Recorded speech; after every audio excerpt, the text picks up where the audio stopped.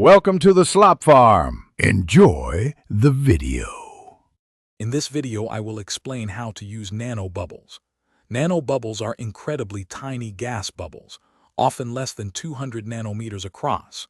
Because of their minuscule size and slight negative charge, they stay suspended in liquids for a very long time. This unique characteristic allows them to transfer gases much more efficiently than larger bubbles. Their special properties make them extremely useful across many different fields, from cleaning to agriculture. Nanobubbles have a wide range of practical uses. In water treatment, they significantly improve aeration and help eliminate pollutants, making water cleaner.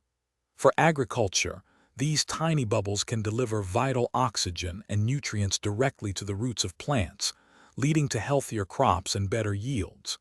In fish farming, they boost dissolved oxygen levels, creating a much healthier environment for aquatic animals. They also excel in industrial cleaning, providing deep penetration and effective disinfection. Generating nanobubbles requires specialized equipment. These generators work by introducing gas into a liquid stream and then shearing it into incredibly small bubbles.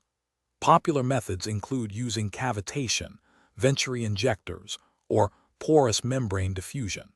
Most of these systems operate at pressures ranging from 1 to 5 bar.